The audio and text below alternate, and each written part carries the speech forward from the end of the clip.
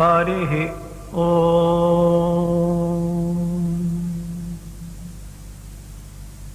ಓಂ ನ ಕರ್ಮಣಾ ನ ಪ್ರಜಯಾ ಧನೇನ ತ್ಯಾಗೇನೈಕೆ ಅಮೃತತ್ವಮಾನಶುಃ ಪರೇಣ ನಾಕನ್ನಿಹಿತಂ ಗುಹಾಯಾಂ ವಿಭ್ರಾಜತೆ ತತ್ಯತಯೋ ವಿಶಂತಿ ವೇದಾಂತ ವಿಜ್ಞಾನ ಸುನಿಶ್ಚಿತಾರ್ಥಾ ಸನ್ಯಾಸ ಯೋಗಾತ್ ಯತಯಃ ಶುದ್ಧ ಸತ್ವಾಃ ತೇ ಬ್ರಹ್ಮಲೋಕೇಷು ಪರಾಂತಕಾಲೇ ಪರಾಮೃತಾತ್ ಪರಿಮುಚ್ಯಂತಿ ಸರ್ವೇ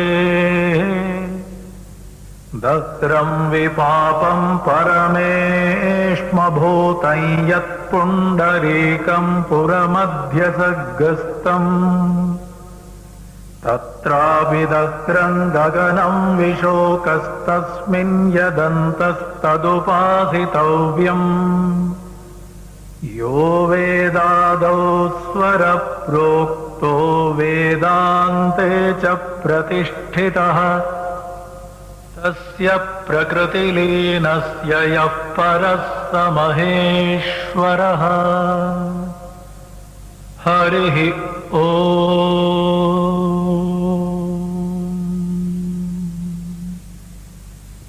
ಶ್ರೀ ವಿಷ್ಣು ವಿಶ್ವಾದಿಮೂಲಮಾಯಾಲೋಲ ದೇವ ಸರ್ವೇಶ ಪರಬೊಮ್ಮನೆಂದು ಜನಂ ಆವುದನು ಕಾಣದೊಡಮಳ್ತಿಯಿಂ ನಂಬಿಹುದೋ ಆ ವಿಚಿತ್ರಕ್ಕೆ ನಮಿಸೋ ಮಂಕುತಿಮ್ಮ.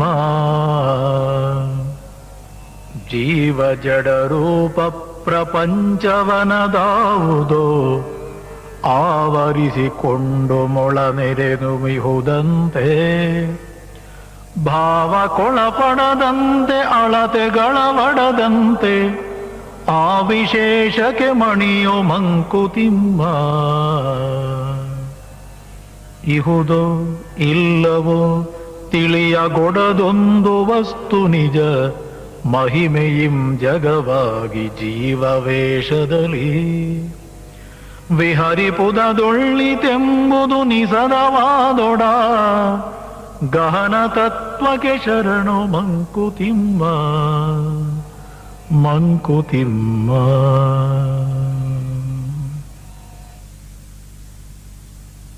ಸನ್ಮಾನ್ಯ ಡಿ.ವಿ.ಜಿಯವರು ಮಂಕುತಿಮ್ಮನ ಕಗ್ಗ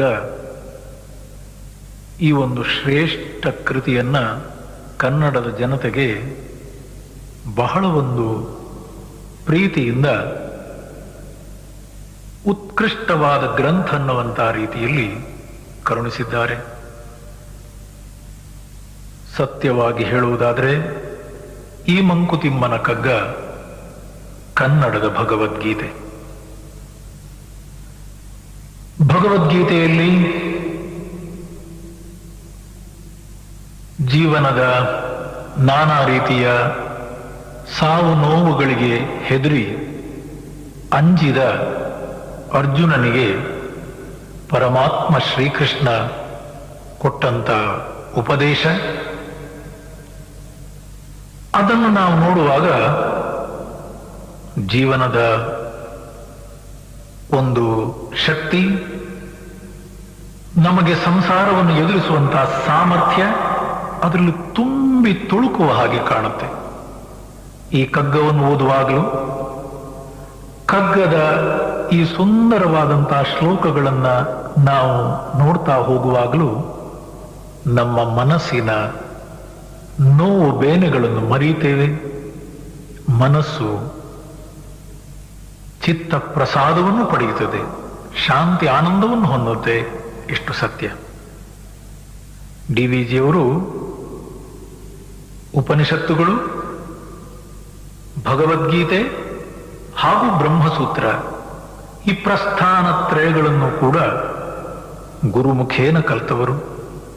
ಮಾತ್ರವಲ್ಲ, ಶಾಸ್ತ್ರಿತನದಿಂದಲ್ಲ ಅನ್ನುವಂತಹ ರೀತಿಯಲ್ಲಿ ಅವರ ಕಗ್ಗದಲ್ಲೇ ಅವರು ಹೇಳುವುದಾಗೆ ಶಾಸ್ತ್ರವನ್ನೇನೋ ಕಲಿತಿದ್ದಾರೆ ಸತ್ಯ, ಆದರೆ ಈ ಕಗ್ಗದಲ್ಲಿ ಬರುವಂತಹ ಅನುಭವದ ಮಾತು ಅವರ ಜೀವನದಲ್ಲಿ ಅವರಾಗಿ ಸಾಕಷ್ಟು ಕಷ್ಟ, ನಷ್ಟ, ನೋವು, ಬೇನೆ ಎಲ್ಲವನ್ನು ಅನುಭವಿಸಿ ಜೀವನದ ಎಲ್ಲಾ ರೀತಿಯ ತಾಪತ್ರಯಗಳಲ್ಲಿ ತಾವಾಗಿ ನೊಂದು ಬೆಂದು ಮಿಂದು ಪಕ್ವವಾದವರು. ಆದ್ರಿಂದ ಜೀವನದ ರಸಪಾಕ ಈ ಕಗ್ಗದಲ್ಲಿ ಎದ್ದು ಕಾಣುತ್ತೆ.